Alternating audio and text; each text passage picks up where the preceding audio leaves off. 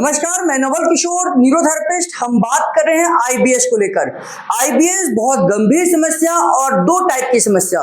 बहुत सारे लोगों को आईबीएस सी हो गया है, बहुत सारे लोगों को आईबीएस डी हुआ है। क्या आप भी आईबीएस से परेशान हैं? तो कमेंट बॉक्स में जरूर लिखें कि आईबीएस डी है या आईबीएस सी है, और क्या होता है, क्यों होता है आईबीएस डी और आईबीएस सी, इसको इस वीडियो में समझाने की कोशिश करूंगा।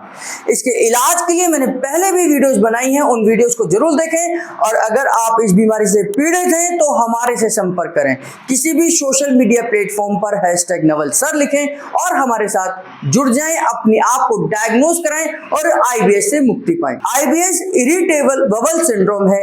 इरिटेबल बबल सिंड्रोम का मतलब है जब आपकी बबल मूवमेंट यानी कि इंटेस्टाइन की मूवमेंट इरिटेट हो जाती है तो वो आपको आईबीएस बन जाता है।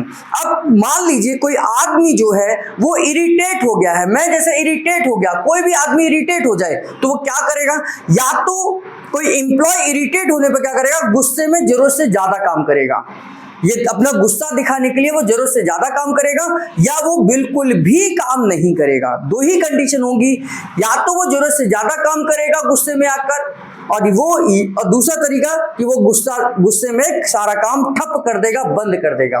तो ऐसा ही कुछ आपके इंटेस्टाइन के साथ होता है कि आपके इंटेस्टाइन जब इरिटेट होती है या तो वो फास्ट हो जाती हैं, और उस फास्ट कंडीशन को हम आईबीएस डी यानी कि डिसेंट्री बोलते हैं। और जब आईबीएस यानी कि आपके इंटेस्टाइन स्लो हो जाएं, काम करना बंद कर दें, इरिटेट हो जाएं, तो उसको आईबीएस सी बोलते हैं। तो IBS irritable bubble syndrome constipation के साथ, इरिटेबल बबल सिंड्रोम डिसेंट्री के साथ, ये दो समस्याएं हो सकती हैं। आपको कौन सी समस्या है, आपको क्यों हो रहा है, और क्या आपकी लाइफ में भी कभी एक इरिटेशन का पीरियड रहा जो आपको आईबीएस का शिकार बनाकर चला गया? तो आइए इस वीडियो को अंत तक देखें, समझें आईबीएस की कंडीशन को, इस कहाँ होगी, कैसे होगी, और कैसे हमारी मूवमेंट स्लो या फास्ट हो सकती है।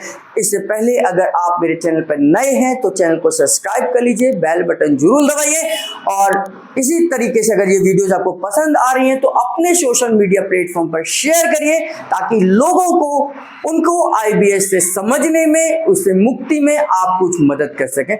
आइए देखते हैं। देखिए, आपको समझने की जरूरत है हमारी लार्ज इंटेस्टाइन की जो मूवमेंट है, वो लार्ज इंटेस्टाइन की मूवमेंट मैं आपको यहाँ पर समझाने की कोशिश करता हूँ।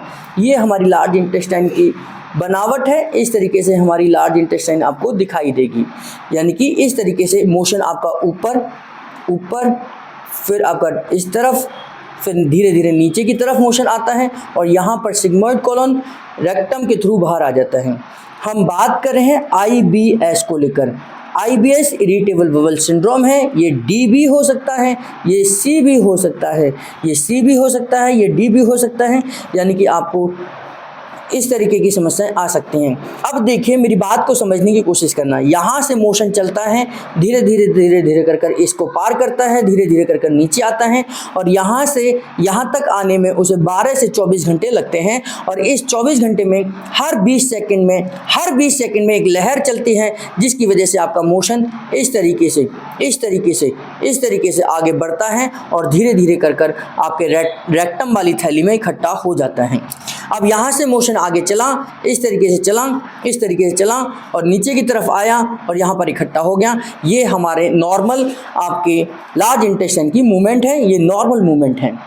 अब इस कंडीशन में आपको ये समझना है, जब आप किसी भी वजह से डिप्रेशन में हैं, परेशान हैं, जॉब की वजह से, फाइनेंशियल लॉस की वजह से, आप रिलेशनशिप की वजह से, कुछ भी दिक्कत है, पढ़ाई की वजह से, करियर को लेकर कुछ भी दिक्कत है, और उसका असर अब आपके पेट के ऊपर पड़ना शुरू हो गया है, तो उस समय पर आपको आईबीएस सी या आईबीएस डी होगा।